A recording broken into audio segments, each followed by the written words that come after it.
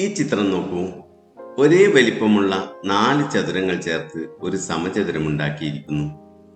ഇതിനകത്തുള്ള ചെറിയ സമചതുരത്തിന്റെ പരപ്പളവ് എത്രയായിരിക്കും? ഇത് 5 സെന്റിമീറ്റർ ആണല്ലോ. ഇതോ 2 സെന്റിമീറ്റർ അല്ലേ? അതിനാൽ ഈ നീളം 3 സെന്റിമീറ്റർ ആയിരിക്കുമല്ലോ. അതുപോലെ ഈ നീളങ്ങളെല്ലാം 3 സെന്റിമീറ്റർ വീതമായിരിക്കുമല്ലോ. അതായത് ഇതൊരു സമചതുരമാണ്. ഇതിന്റെ വശങ്ങളുടെ നീളം 3 സെന്റിമീറ്റർ ആണ്. അതിനാൽ ഇതിന്റെ പരപ്പളവ് 9 ചതുരശ്ര സെന്റിമീറ്റർ ആയിരിക്കുമല്ലോ.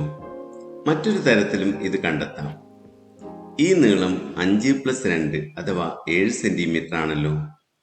അതുപോലെ ഈ വശങ്ങളുടെ എല്ലാം നീളങ്ങൾ 7 സെന്റിമീറ്റർ വീതമായിരിക്കുമല്ലോ. അതായത് ഇതൊരു സമചതുരമാണ്. ഈ വലിയ സമചതുരത്തിന്റെ പരപ്പളവിൽ നിന്ന് 4 ചതുരങ്ങളുടെ പരപ്പളവുകൾ കുറച്ചാൽ ചെറിയ സമചതുരത്തിന്റെ പരപ്പളവ് ലഭിക്കുമല്ലോ.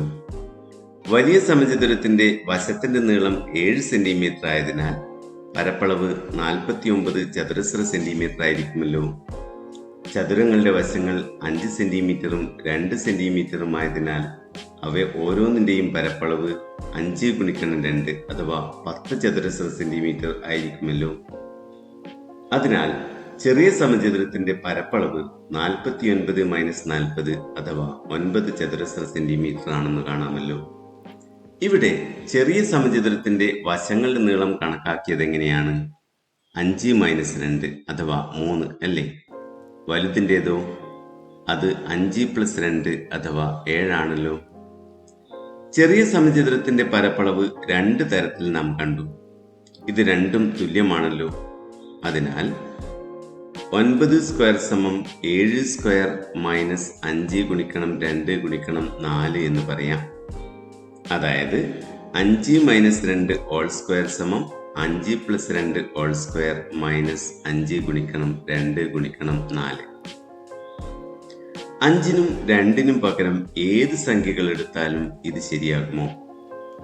4 ചതുരങ്ങളുടെയും വശങ്ങൾ x, y എന്നിങ്ങനെ എടുത്താലോ? അപ്പോൾ ചെറിയ സമചതുരത്തിന്റെ വശത്തിന്റെ നീളം എന്തായിരിക്കും? അത് x - y ആയിരിക്കുമല്ലോ. വലുതിൻ്റെതോ? അത് x+y ആണല്ലോ. നേരത്തെ ചെയ്തതുപോലെ ചെറിയ സമചതുരത്തിന്റെ പരപ്പളവ് 2 തരത്തിൽ കണക്കാക്കി നോക്കാം. ചെറിയ സമചതുരത്തിന്റെ വശത്തിന്റെ നീളം x - y ആയതിനാൽ അതിന്റെ പരപ്പളവ് x - y ഹോൾ സ്ക്വയർ ആയിരിക്കുമല്ലോ. വലിയ സമചതുരത്തിന്റെ പരപ്പളവിൽ നിന്ന് 4 ചതുരങ്ങളുടെ പരപ്പളവുകൾ കുറച്ചാലും ചെറിയ സമചതുരത്തിന്റെ പരപ്പളവ് കിട്ടുമല്ലോ. വലിയ സമചതുരത്തിന്റെ വശത്തിന്റെ നീളം x+y ആയതിനാൽ അതിന്റെ പരപ്പളവ് x+y ഹോൾ സ്ക്വയർ ആയിരിക്കുമല്ലോ. ചതുരങ്ങളുടെ വശങ്ങൾ xഉം yഉം ആയതിനാൽ അവ ഓരോന്നിന്റെയും പരപ്പളവ് xy ആയിരിക്കുമല്ലോ. അതിനാൽ ചെറിയ സമചതുരത്തിന്റെ പരപ്പളവ് x+y whole square minus 4xy എന്ന് കാണാമല്ലോ.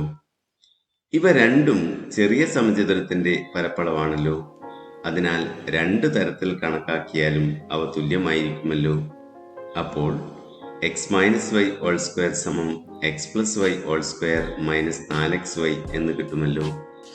ഇതിലെ x+y whole സ്ക്വയറിനെ x² + y² + 2xy എന്ന് എഴുതാമല്ലോ. അങ്ങനെ മാറ്റിയാൽ x - y ഹോൾ സ്ക്വയർ സമം x² + y² + 2xy minus 4xy എന്ന് ലഭിക്കുമല്ലോ. 4xy എന്നത് 2xy + 2xy ആണല്ലോ. അതിനാൽ 4xy കുറക്കാൻ ആദ്യം ഒരു 2xyയും പിന്നീട് ഒരു 2xyയും കുറച്ചാൽ മതിയാകുമല്ലോ. 2xyയിൽ നിന്ന് 2xy കുറച്ചാൽ 0 അതിനാൽ ഇതിനെ x² + y² മൈനസ് 2xy എന്ന് എഴുതാമല്ലോ. അതായത് x - y ഹോൾ സ്ക്വയർ സമം x² + y² മൈനസ് 2xy. ഇതിൽ xഉം yഉം ഏത് സംഖ്യകളും ആകാമല്ലോ. അതായത് xഉം yഉം ഏത് സംഖ്യകളായാലും x - y ഹോൾ സ്ക്വയർ സമം x² + y² മൈനസ് 2xy. മറ്റൊരു തരത്തിൽ പറഞ്ഞാൽ 2 സംഖ്യകളുടെ വ്യത്യാസത്തിന്റെ വർഗം സംഖ്യകളുടെ വർഗങ്ങളുടെ തുകയിൽ നിന്ന് അവയുടെ ഗുണനഫലത്തിന്റെ 2 മടങ്ങ് കുറച്ചതാണ്.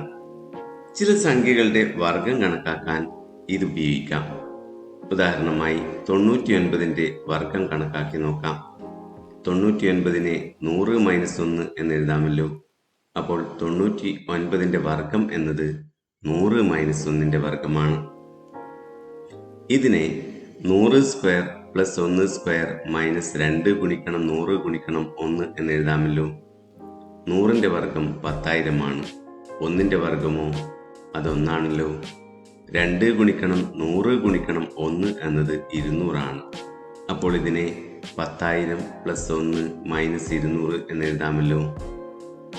10,000-ൽ നിന്ന് 200 കുറച്ചാൽ 9,800 കിട്ടും. അതിനോട് 1 കൂട്ടിയാൽ 9,801 കിട്ടും. അതായത് 99ന്റെ വർഗം 9,801 ആണ്. ഇതുപോലെ കൂടുതൽ സംഖ്യകളെടുത്ത് വർഗം കണ്ടെത്തി നോക്കൂ.